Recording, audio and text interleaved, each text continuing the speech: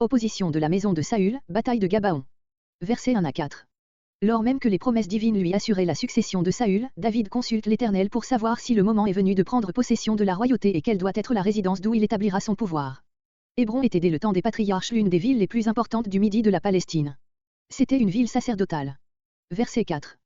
Comme Saül avait été reconnu et installé par le peuple à Gilgal, après l'onction qu'il avait reçue de Samuel, 1 Samuel 11.15, ainsi David est proclamé roi par le peuple de Juda, qui se sent honoré de posséder un roi tiré de son sein et dont il connaît la valeur. Cette onction fut sans doute donnée à David par la main de l'un des anciens du peuple ou du grand sacrificateur, elle commença à le mettre en possession effective de la souveraineté à laquelle lui avait donné droit l'onction de Samuel. Verset 5. Et David envoya. Cette démarche de David auprès des habitants de Jabé, en reconnaissance de ce qu'il avait fait pour Saül, 1 Samuel 31.11-13, était d'une habile politique. Par ce témoignage officiel de satisfaction, il rendait hommage à la personne du roi défunt et se présentait à tout Israël comme son nouveau souverain. Verset 8. Versets 8 à 11. Ebner s'était enfui de Gilboa avec les restes de l'armée et avait sans doute passé avec eux de l'autre côté du Jourdain pour se soustraire aux Philistins, qui s'étaient emparés de toute la plaine occidentale du Jourdain, 1 Samuel 31.7. Isbozoth était le quatrième fils de Saül. Son vrai nom était Eshbal, le feu de Béol, une chronique 8.33, une chronique 9.39, ce qui peut signifier « celui qui consume Béol et ses hauts lieux ». S'il en est ainsi, ce nom concorde avec celui de son frère aîné Jonathan, Jéhovah l'a donné, tandis que si on l'entendait, comme on l'a fait souvent, dans le sens de homme de Béol, il faudrait admettre un étrange changement de conviction religieuse chez Saül. Ce nom d'Eshbal s'explique selon plusieurs par la substitution du mot bocht, honte, confusion, à celui de Béol, voire dans l'histoire de Gédéon un exemple de cette substitution, Juge 6.32 et 2 Samuel 11.21. Mais on peut expliquer aussi le nom d'Isbozoth par le rôle inséparable qu'a joué ce fantôme du roi depuis sa fuite de Gilboa, où son père et ses frères avaient péri vaillamment, jusqu'à sa triste fin. Mahanaïm, à l'est du Jourdain, dans le pays de Galad, Genèse 32.2.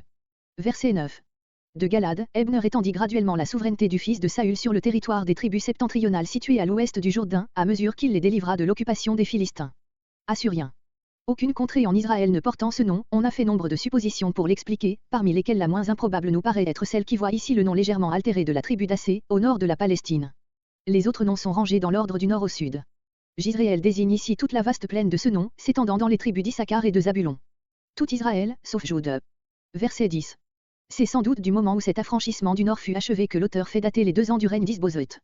En effet, la fin de ces 2 ans paraît avoir coïncidé avec la fin du règne de David, à Hébron, sur la tribu de Juda seule. Il s'était donc écoulé 5 ans avant qu'Abné eût reconquis sur les Philistins tout le pays du Nord. Verset 12. Versets 12 à 17. La conquête du Nord accomplie, Ebner prétend étendre aussi la royauté du fils de Saül sur la tribu de Juda. De là sa marche sur Gabaon, vers la frontière nord de Juda, Joab, général de l'armée de David, est envoyé contre lui. Ces 2 généraux tenaient aux 2 familles royales rivales. Ebner était le cousin de Saül et Joab le fils d'une sœur de David, nommée Sérugia, une chronique 2.16. Joab, qui paraît ici pour la première fois, a joué un rôle important dans toute la vie de David, son oncle. Verset 13. L'étang de Gabaon. Le lieu où se trouvait cet étang est encore aujourd'hui reconnaissable.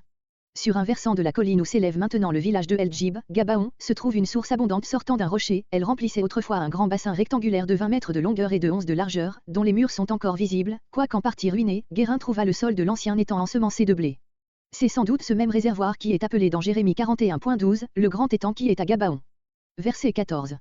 Ebner, pour éviter l'effusion du sang, propose un combat singulier, dont l'issue tragique n'amena aucune solution, la victoire étant restée indécise et qui fut le signal d'une bataille générale, verset 17.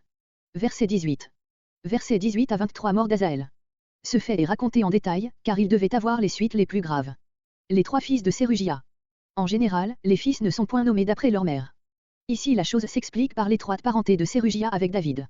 Verset 21. Prends sa dépouille. Si tu veux absolument un trophée, choisis la dépouille d'un autre. Ebner craint d'être obligé de se défaire d'Azaël, il redoute de mettre entre Joab et lui une haine implacable, 2 Samuel 3.27.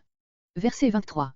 Avec le bout de la hampe, littéralement, l'arrière de sa lance garnie sans doute d'une pointe de fer qui put se planter en terre, 1 Samuel 26.7. Ebner tenait sa lance horizontalement et ne fit que la pousser violemment en arrière sans se retourner contre Azaël qui le suivait de près. On voit par une chronique 11.26 que Azaël était un des 30 héros de l'armée de David. Il voulait faire un acte d'éclat. Verset 24. Verset 24 à 31 poursuite de l'armée vaincue. Gibéa Tama, la colline d'Ama. En face de Guya, ces localités sont inconnues, mais ces détails indiquent chez le narrateur une parfaite connaissance des lieux et de toute la scène. Désert de Gabaon, probablement l'étendue de pays non cultivés et couverte de broussailles entre Gabaon et Rama. Verset 25. Les Benjamites formaient le noyau de l'armée d'Israël, voire déjà le verset 15. Verset 26. Ne sais-tu pas que, si tu nous pousses à bout, nous allons recommencer le combat de la position avantageuse que nous occupons et qu'il y aura ainsi des flots de sang répandus. Verset 27. Si tu n'avais pas parlé, si le premier tu n'avais pas prononcé des paroles de paix, la poursuite aurait continué toute la nuit. Verset 29. Dans la plaine, du Jourdain.